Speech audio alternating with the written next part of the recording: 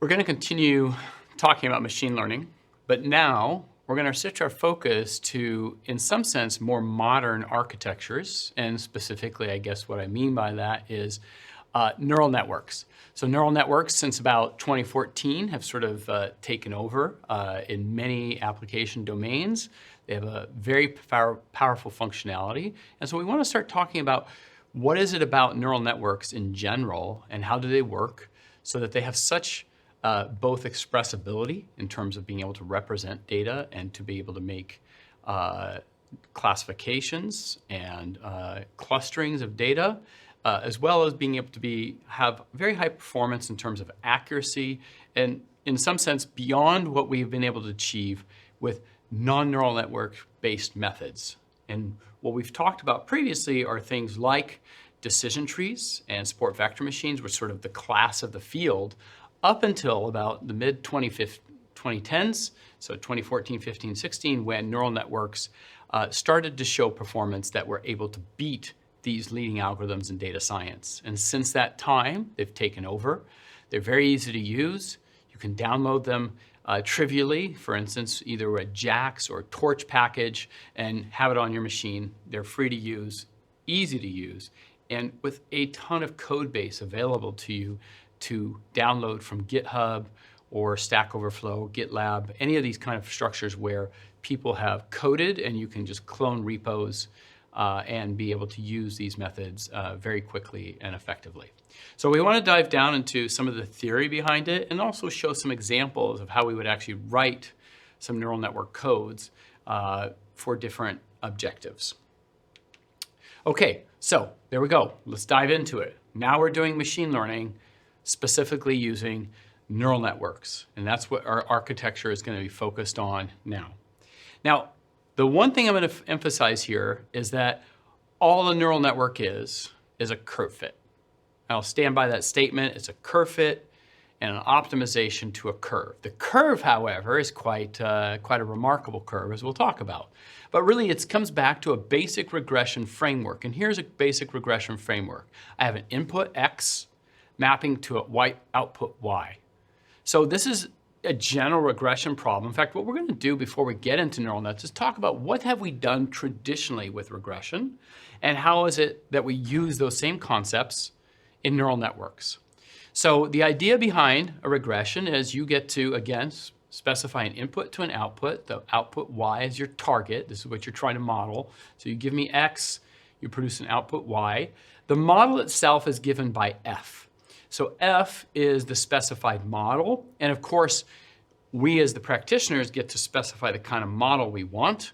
And traditionally, when we do curve fitting, we might specify, I want a line fit, or I want a parabolic fit, or something of this nature. F can also be different, more sophisticated architectures. What we're going to talk about here is F being a neural network in a moment. And beta are the parameters of that model. So I pick a model.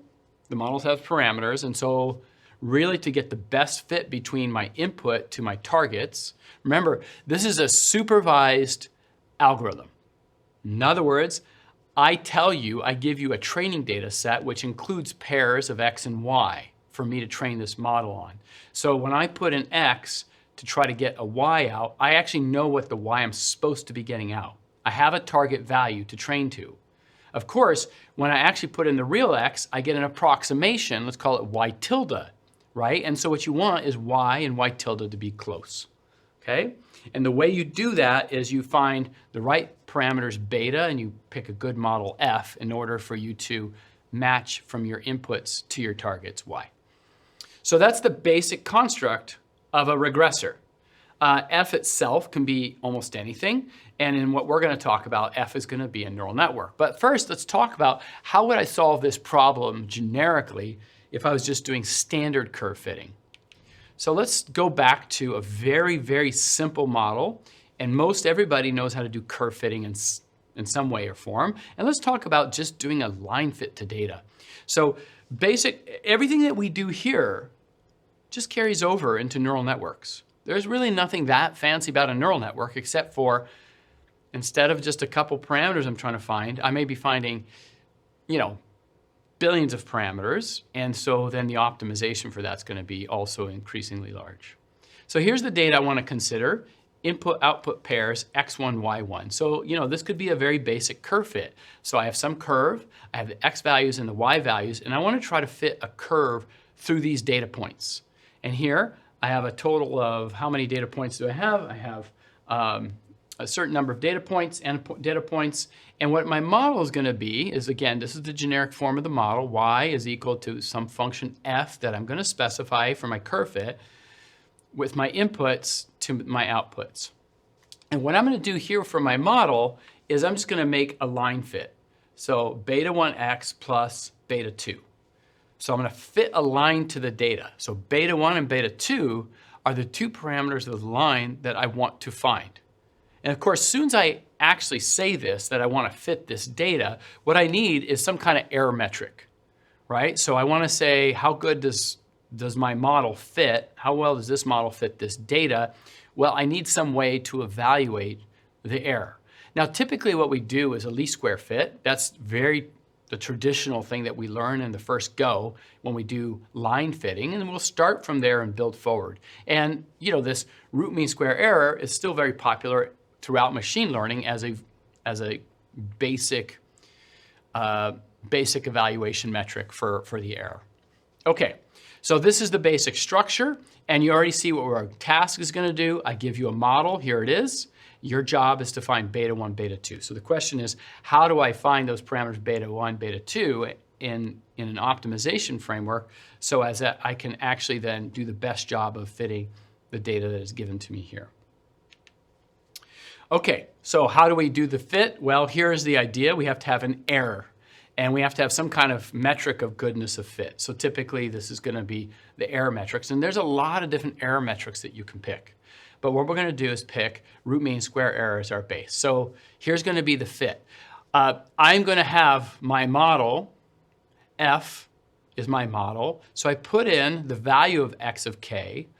And it's supposed to be y sub k. But generically, when it goes through the model, it gives me something that's not y sub k. So it's y sub k plus some error. I've made some error. In other words, my fit itself has an error, e sub k.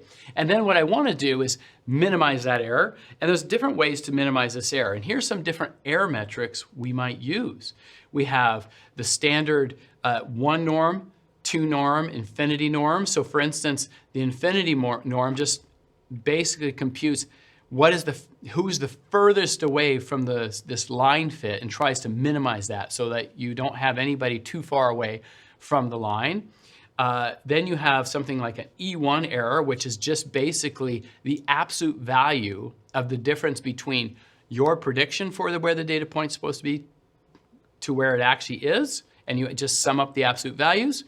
And then the more traditional least square error, which is commonly used, right? If you don't have anything else better to try, typically you're going to stick with the root mean square error. And the root mean square error is given by here, which is basically the absolute value of the difference between your prediction of where the data is versus where it's actually is squared, and then you sum it all up in square root. Okay? So E2 metrics are very standard and commonly used throughout not only curve fitting, but also in neural networks itself. Now, the nice thing about a neural network is you can modify these, or you can even use them in combination. You could say, I want a little bit of E2 error, a little E1 error. The one thing that's very interesting about neural networks is you have great flexibility in building what's called an objective function. The objective function is the thing you're trying to minimize, so some kind of error typically. And if you can frame that objective function, or even a set of objective functions that you want balanced into your model fit, it allows you a very nice framework to do this, and machine learning is very flexible in doing such things. But to start with, we're going to do this curve fit, and I just want to walk through basic curve fitting, which kind of, again, highlights all the things we need to be thinking about when we're training neural networks. So we're going to go with the root mean square error, and we're going to do a line fit. So this is like day one of curve fitting, which everybody's pretty much done a line fit to something, typically. It's even built into things like Excel. It's so simple in many ways. And so we're going to talk about how do we do a line fit, because there's only two parameters I have to get, which is beta 1, beta 2. But how do I get them? Well, what we do is we start the least square fitting procedure where we define this error E2. Here it is. And E2 is my predicted value. So my model F, remember, is a line. And I ask the question, what's the value of this function for the data x of k? It's supposed to be y sub k, but of course it's not y sub k. It's called y hat k. And I want to minimize the square of this, the sum of the squares of the difference. Now remember, this model F, I write it here explicitly, right there, as beta 1 x plus beta 2. I don't know what beta 1 and beta 2 are. That is the goal, is to find them. And so I'm going to minimize this. And so how do I minimize this function? And there's two parameters I don't know. Really simple. Take the derivative with beta 1 and set it to 0. Take the derivative with respect to beta 2, set it to 0. So here's your error. And to minimize the error, you just take the derivatives, set them to 0. Quick note, oftentimes when we do calculus, we know that when you set a function's derivatives to 0, you're either at a minimum or a maximum. There is no maximum error. Like, I can just move this line away to infinity, so I know if I set the derivative to 0 and I find a 0 derivative point, it's going to be a minimum because there is no maximum error here. Okay? So here's what we do. If we take that expression right above here, take the derivative with respect to beta 1, set it to 0, here's the expression I would get out. Remember, I'm just taking the derivative of this here with respect to beta 1. Use your chain rule. You get some set of equations here for involving beta 1 and beta 2. You take the error, and you take the respect to beta 2, set it to 0. So again, now you take the partial derivatives of this with respect to beta 2. You get another set of equations here. So what you have here is a set of two equations with two unknowns. So you solve a 2x2 system of equations for beta 1 and beta 2, and you are now ready to go forward from there. Okay, so here's what you actually get out of this, the least square fitting procedure. What you end up with is a 2x2 system of equations, which you can be written out here. There's the matrix A, so this is AX equal to B. Here's the matrix A. You take your data points, the X value squared, X, sum of X's, sum of Y's, and here's your beta 1, beta 2, and it's equal to this over here. This is just a simple 2x2 solve, and boom, that's going to give you the values of beta 1 and beta 2. So beta 1 and beta 2 were determined by optimization, by finding the minimum. And in fact, you can do this similar procedure for any polynomial order. So if you have instead of a line fit, you have a quadratic, then you get a 3x3 system. If you have a cubic fit, you get a 4x4 system. If you have quintic fit, you have a 6x6, and so on and so forth. So any polynomial will result in a linear system of equations for which you can just basically solve AX equal to B, find the values explicitly. Okay? So that's one of the powers here of just doing a simple line fit. So remember, this line fit is just serving for us as a paradigm of what we're going to be doing on a bigger scale with neural networks. On a bigger scale with neural networks, we're going to do the same procedure, but instead of just having beta 1 and beta 2, or even if you do, higher order polynomial, just have a few of these betas, our betas are going to be in the thousands, millions, billions. This is the number of parameters we're going to have in a neural network. And so this procedure, however, is the same. Except for now, instead of also getting a linear system, we're going to get a nonlinear system of equations to solve for the parameters we have here. And that's, of course, much more expensive optimization procedure. And for nonlinear systems of equations, there's lots of local minima that we have to watch out for. There can be millions of solutions, no solutions, one solution, 13. We don't have general theory that would tell us that how many zeros of that solution we have. So we're going to find a landscape that we're trying to find the minimum of. Okay, so that's the basic procedure we're looking for.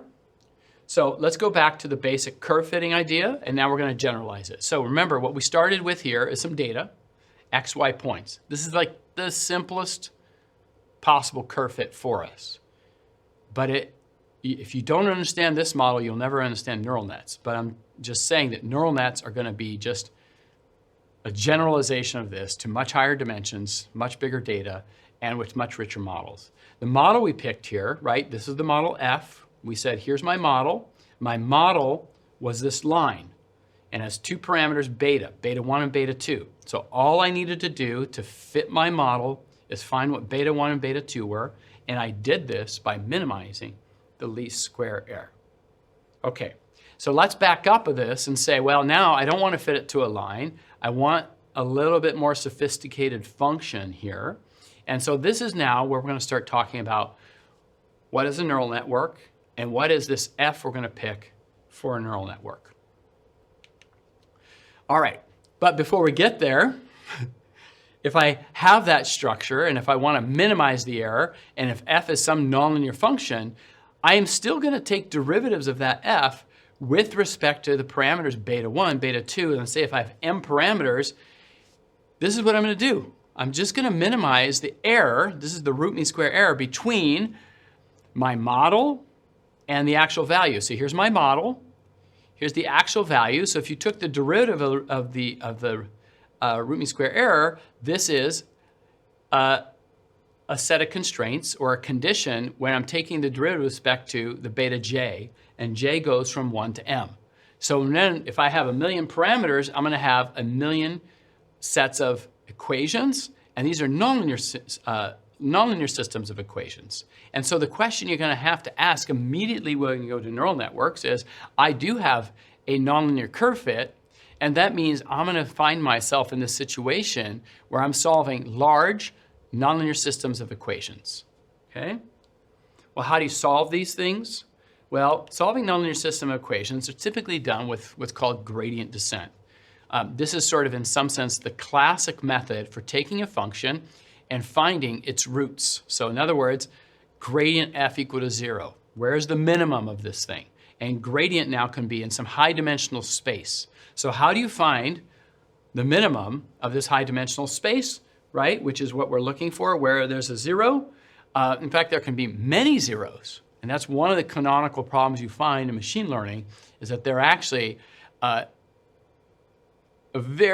typically a very large number of local minima sitting all over your landscape. And this has been very tricky for optimization, because what you don't want to do is you'd, of course, love to go to some global minima, but what you're going to end up in is some local minima, probably hopefully near the global minima at the bottom, okay? But gradient descent is the way that we're going to architect our way into that. The way that gradient descent works is it goes downhill. So consider some kind of nonlinear surface like this. Here's two different prototypes. If I was going to find the minimum of this, what I want is some algorithm which basically walks me to the bottom of this thing. Or for instance here, I walk to the bottom of this, but notice in this one I have a minima here. I also have a minima up here, so this is a local minima up here. That's the global minima.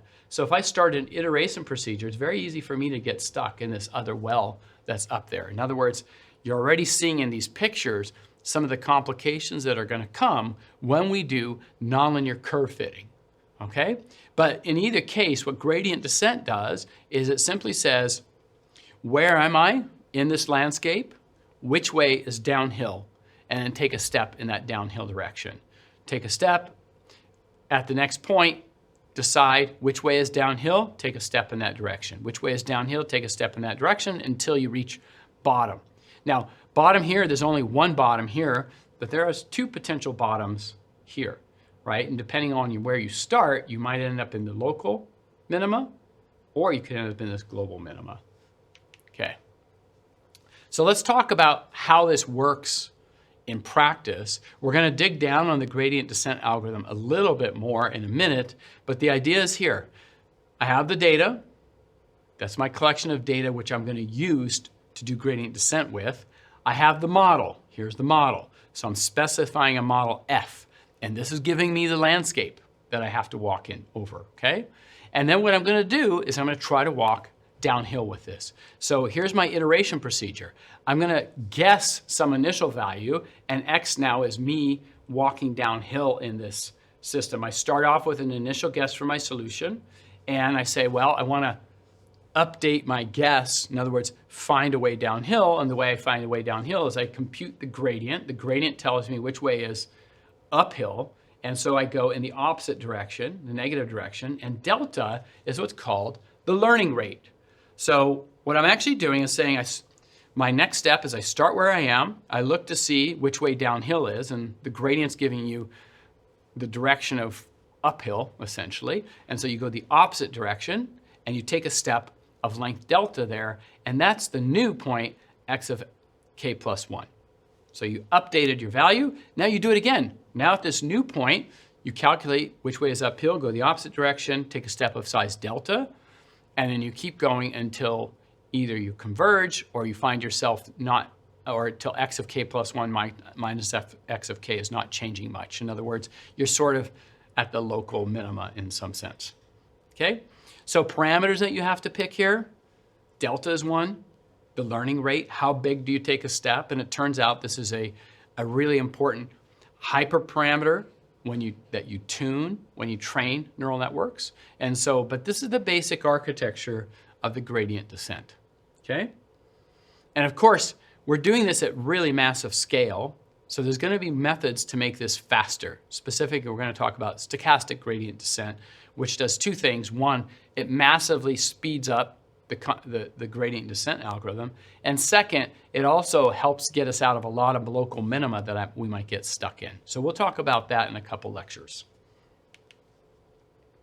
In either case, we can also think about the learning rate and optimizing for the learning rate. So this is typically not done in practice for neural networks because typically they're too large. However, if you did have a gradient descent algorithm that was simple enough, you think about it here, right? You're iterating, you're saying update the solution in the future is what it is now plus walk it downhill with some learning rate delta. How do you pick the delta? Well, what you can do is you can optimize to actually find the best size step to take, which again, take a derivative, set it to 0, okay? And that's going to give us, in some sense, the right step size or the optimal step size to take in the learning rate. Notice that you can keep optimizing the step size, and the reason people don't do this in practice is this is an extremely expensive computation. So unless your problem's fairly small, you wouldn't actually do this in practice. You would just simply pick some delta and march it downhill. But this also gives you a way to sort of think about, go downhill about this much. That's the best step size you can take. And then at the next step, you say, go downhill, and you pick the right step size there, the optimal step size there as well. So this is just things that are, let's say, common practice in gradient descent. And of course, this one here, the learning rate is typically, this is too big of a computation to do for neural networks of scale. All right, so let me give you some just examples of what might happen with a gradient descent algorithm. And here is actually gradient descent on one of the examples I gave, where I had two wells here. And what you're seeing here is depending on where you start. So if you start here with this yellow, you basically fall and you take steps right down into the basin of this thing. So you end up at the 0, and there's another green one here that falls into there. You can see the top view of it here. So the top view is you start with the green point here as the initial condition for your iteration procedure, and it walks you right into the basin. Same thing with the yellow. But if I start over here in this initial condition with the blue, I actually end up here in this local minima, which is, I get stuck in this local minima here in this basin. So your initial condition really matters. And in fact, this also is such an important paradigm because that's one of the things that happens in large-scale neural networks is there are tons of local minima everywhere. And so it's very easy to get stuck in one. So you need methods to kind of get you out of them to keep walking downhill towards what you hope to be is something closer to the global minima. Very rarely does a neural network ever achieve a global minima. In fact, I don't think that's even practical to do because the landscape is so large in terms of the local minima. What you're hoping to do, though, is get to the bottom where there's a bunch of local minima, but they're all kind of equally good in some sense. Actually, I'll show an example of this later when we actually train a neural network, which is when you walk downhill, you can get equally good models upon training, but they actually have very different structures in many ways. So that is the key idea here. When we're going to go down this pathway of doing neural networks, the way I would encourage you to think about it is just simply as this is just a curve fit.